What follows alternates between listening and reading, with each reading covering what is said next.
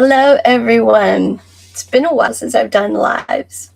Bringing to you my new book, Just Imagine and Remember. Every life is a story of conscious energy that changes everything. And we're just going to jump right into it. Um, we're going to do the prelude and the first chapter today. And I may sit, I may stand, I may move, who knows. But starting with the prelude, just imagine. Just imagine this isn't a book asking you to believe something new. It's inviting you to recognize what you already know. Just imagine your microwave, your Wi-Fi, your heartbeat, your electric car, your air conditioner, your GPS, even your cancer treatment, all function on the same invisible truth. Everything is energy. And just imagine you already trust, believe, and live by it, aware of it or not. So whether you consider yourself a science person, a spiritual seeker, a religious devotee, none of the above or all of the above, remember, it doesn't matter. Just imagine this book isn't here to change your mind. It's here to remind you of what you already live by. The truth beneath all your labels, all your beliefs, all your knowings, and your unknowings is this.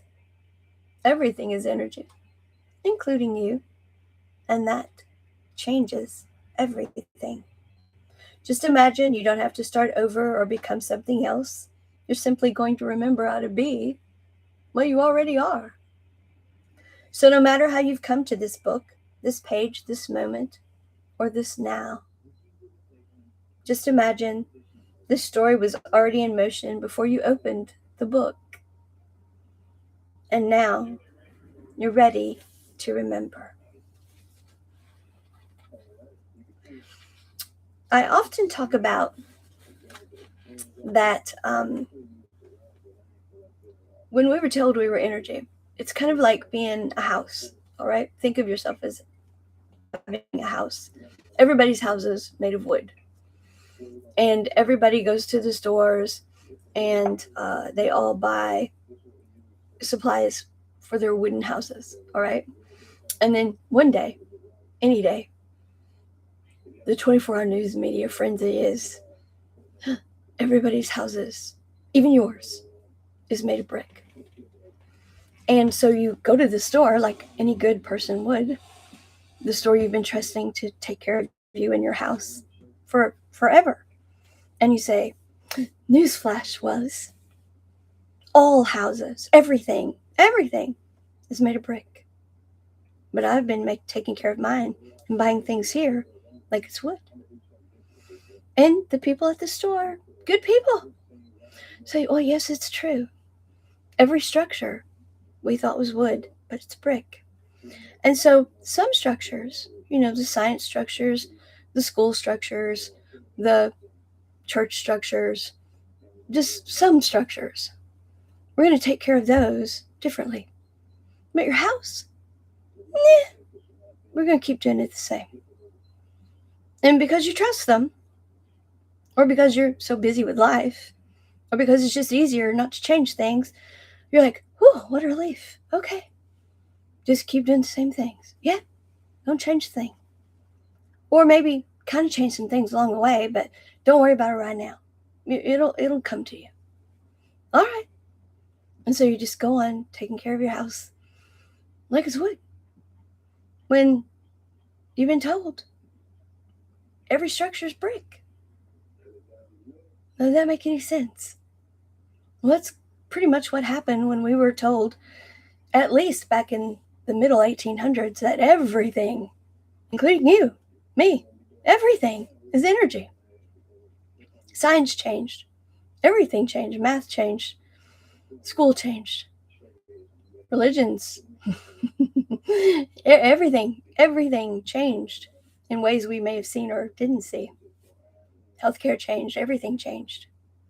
But our everyday lives, well, some people got really curious and went towards some Eastern beliefs or some holistic beliefs and made some changes. But for the most part, it was just easier to say, well, that probably didn't have anything to do with me. when it has everything to do with you and with me. Now think about this. We all sit around talking about, why are things the way they are? And why don't we know how to fix them, change them? Why can't we make things different? We do make changes. We do make some improvements. But some improvements seem to, down the road, to be not improvements at all. And why is this? Could it be because some people are operating on the information that things are made with brick and others are still, everything's wood? Could it be that knowing that everything is energy is really what changes everything? And that it's not complex at all. You don't have to understand math, science, healthcare, religion, all the labels, and divide it all up into all the labels. But really, if everything's made from it, then it must actually be more simplistic than we're being led to believe. Not all the complexity that we've been told that it is. That's what this book is about. It's all of us, and it's everything, and it's how we live. Making it harder is the issue when it's meant to be easier. So, that said, let's go to chapter 1, or the introduction, actually. I said chapter 1, but I misspoke. Nothing wrong with that. Introduction. Every time I find the meaning of life, they change it. They. Wonder who they is. Like all good stories should. I was once given a book with a title that made me laugh out loud. Every time I find the meaning of life, they change it. Even in that moment, I knew it was more than just funny. I realized it was deeply true. The remembering why unfolded over a period of years, and still is.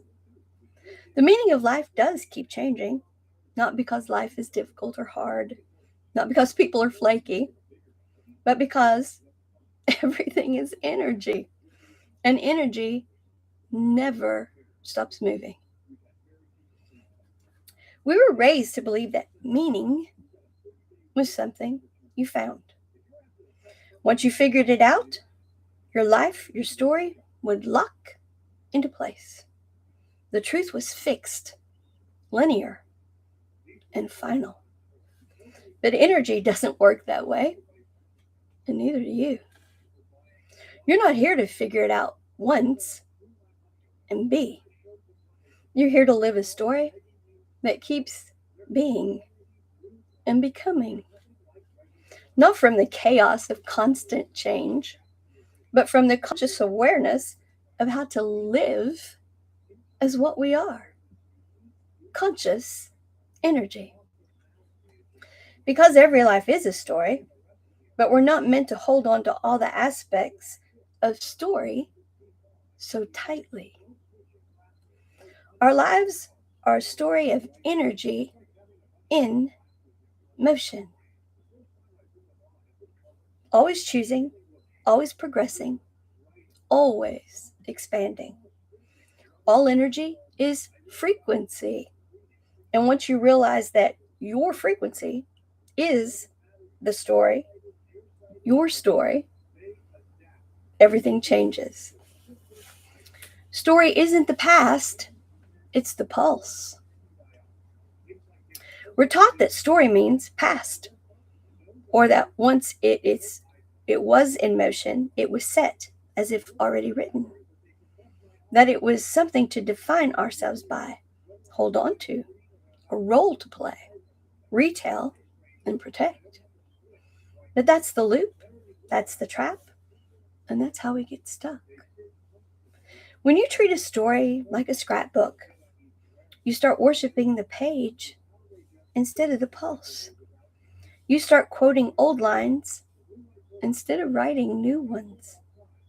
You start shrinking into what was instead of expanding into what wants to be. Energy that loops becomes stagnant, stuck, and fearful, evolving more by chance rather than progressing through conscious intent.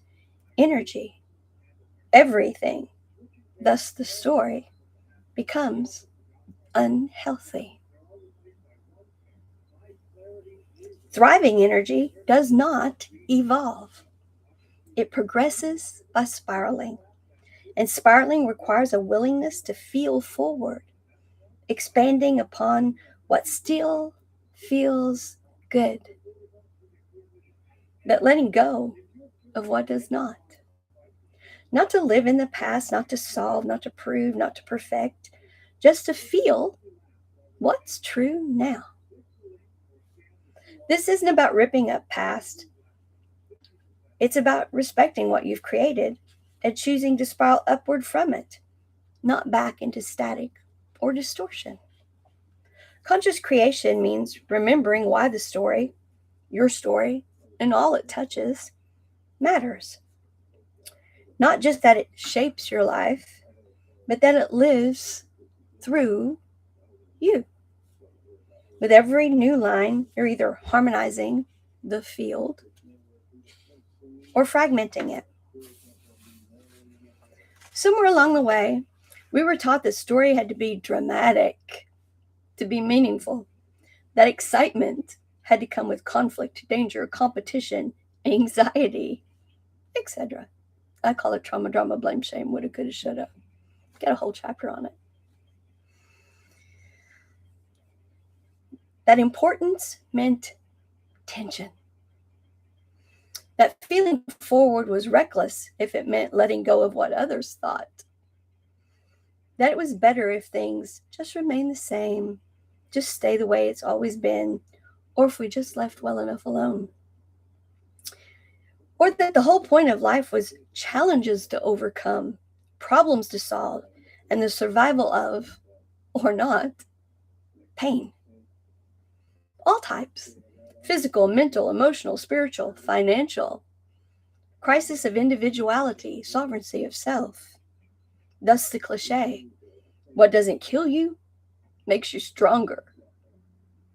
We forgot that excitement and anxiety are not the same frequency. That the nervous system was designed for anticipation and self-respect, not alarm. For presence, passion, and progression, not panic, surrender to expectations of others. We learn to chase adrenaline instead of awe, to stay stuck in what has always happened instead of what's possible now.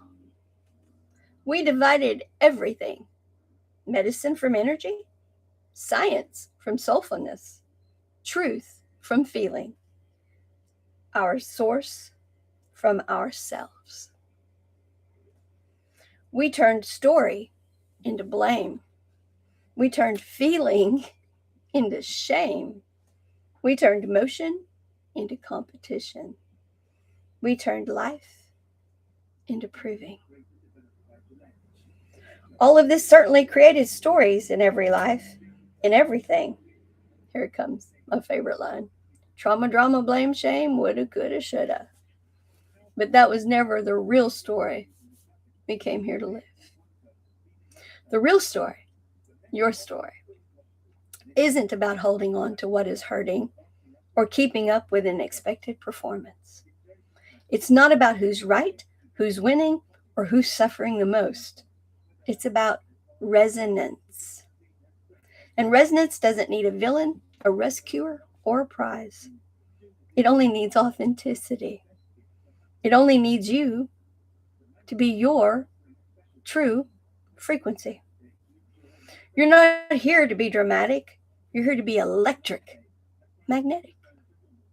To move energy with self-respect, mutual respect, universal love. To create from the center of your being. And if you've not been aware of it, it's more than okay. You're becoming aware now. You're not broken. You're not behind. You are the current author of the frequency you carry. And that story, it's still unfolding. Memory isn't the enemy. The past is not for sharing, nor memory for bashing. Remembrance is sacred, but not when it binds you. Only when it provides that feeling of helps you breathe more fully into now. There's nothing wrong with once upon a time. In fact, it matters. It marks the moment you begin to feel life consciously. But it's not where you're meant to live. It's the ever-expanding platform of what still serves, what still feels good, that you leap from. Because the goal isn't to start over every time you shift. The goal is to keep building, to let what's good stay good, to progress with awareness, with intention, to spiral out and up. Otherwise, we don't progress. We randomly, unconsciously evolve, or worse yet, we loop. We crave newness for the rush instead of spiraling for resonance. The real magic is in knowing when a story is asking to deepen, not to stress. When it wants to build, not just change for the sake of change, but truly expand consciousness. That's where conscious energy, everything, becomes both science and art, and where you become the author. I call this, is it live or is it Memorex? Are you looping? Or are you living? You are already energy. I'm not telling you to do something you don't innately know how to do. But it's just been kind of glossed over, and, well, frankly, all your receptor sites for doing it are filled up with other things. We're going to unfill them. Or fill them with you instead of all the other things. You are already energy. No one, including this book, can fix you because you're not really broken. You're already energy, already feeling, already breathing your story into motion with every thought, word, and step. You don't need to figure it out to earn your next chapter. You just need to feel and respect what's already resonating. Self-respect, mutual respect, and the continuous feedback of universal love create energy that builds again and again and again. This is about energetic integrity, not perfection, not starting over, but living in alignment with the frequency you naturally are, and thus how you choose how you want to feel. So the field can meet you with the same integrity in return. So yes and no. With each breath, a new story begins. Living authentically in your frequency means you're not bound to old lines you've outgrown, nor do you discard what still feels good. The no is what you release, those loops that you've entangled with story. The yes is what you magnetize, possibilities that match the frequency of how you want to feel now. That is why the meaning of life keeps changing, not because you failed, not because you're wrong, but because energy moves, resonance expands, and you are not here to hold on. You are here to feel forward. So yes, get excited, just imagine, and remember, every time I find the meaning of life, I change it. You change it, not some they. Like all good stories should.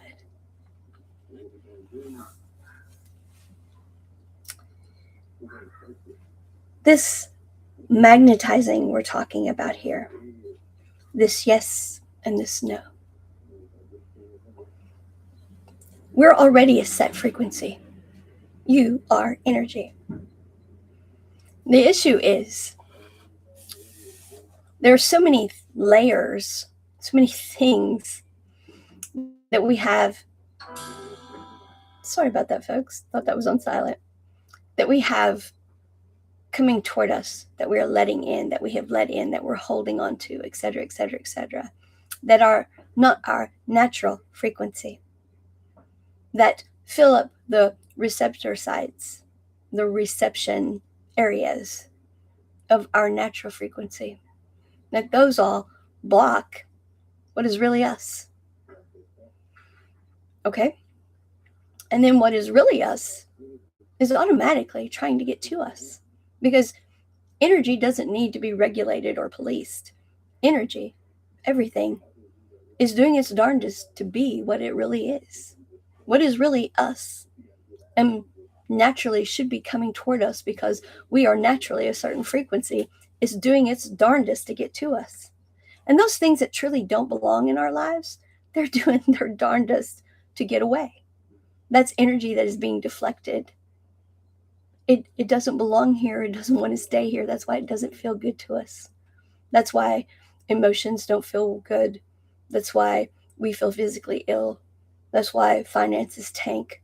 That's why physical things are manifested not feeling well, not feeling good, diseased, because they don't match us energetically.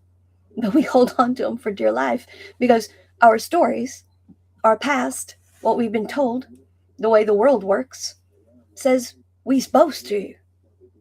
That's what we're supposed to let go of so we can be naturally what we are.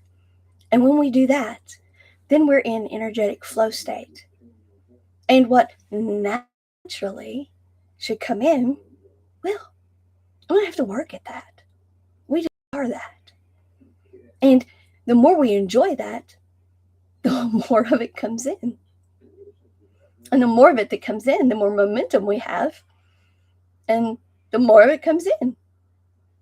And none of this makes us bad people.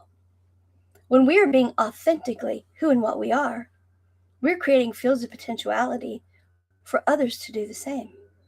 When we are being inauthentically the frequency we are, we're creating more fields of potentiality for others to do the same. You see, when you're not filling the space that is naturally you, you're holding space for others to do the same.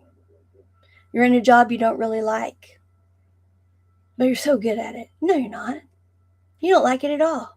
And somebody who would could fill that job and do it so much better than you are, no matter how good they tell you you are at it or how much money you're making, etc., etc., etc. The truth of the matter is, if you would let go of it and do what is authentically your frequency, someone who truly belongs there would end up with that job, and it would be a much better fit energetically. The company would be better off, they would be better off, and you would end up in a better place. This is how energy truly works. But I went to school for that. The family expects. My wife would have a cow. My parents would have a cow. They're not your frequency, you are. And you're not doing them a favor or yourself a favor by not being your true frequency. Because energy self-regulates. When we let go of what is causing us distress, dis-ease, and allow what truly flows through us naturally to bring in what is naturally ours and not resist it. And it's not so much that we're resisting it, is it doesn't have a place to land. Now, some people say this is making space for it. Well, it's not so much that you're making space for it as it is you're preventing it from having a place to be because you won't let go of what you're holding on to. When you let go of what you're holding on to, then you can land in the field of energy that you match. You're not letting go of the field of energy you're in for your frequency to place you in the field of energy you're naturally being drawn to. There's much more to talk about here. You're not doing anything wrong. You've been told things that are, frankly, what I call bass-ackwards about how energy works. As a matter of fact, you haven't been told anything about how energy works. You've been told life is this way, and it's all backwards to how energy works. People talk about the matrix. Well, the way people say life works, what we were told in school, all these things are an inverted matrix of how energy actually works. I call it flipping the script. Every time something seems like what you would be told you're supposed to do, flip the script on it. Just flip the script and state how you want to feel, defining it, not the outcome, just how you want to feel. Set the field. You have reset the pivot point. And you've set the field for yourself to land in. And then all the things that come from that will synchronicity, I can't say the word, you know what I'm saying. Synchronicity will happen and you will land there. And things will unfold energetically in flow because others have done the same and they're in the same field and their energy is similar to yours. And so you're all on the same page energetically. So you'll be around people who are in similar frequency to yours. That's what we're doing. We're writing our own story by flipping the script from this inverted matrix of how energy works to how energy actually works. All right? I hope that helps you all. Thank you for enjoying me. Enjoying me? I hope you enjoyed it. Thank you for joining me today. And we're going to do more soon from Every Life is a Story of Conscious Energy. All right? Thank you.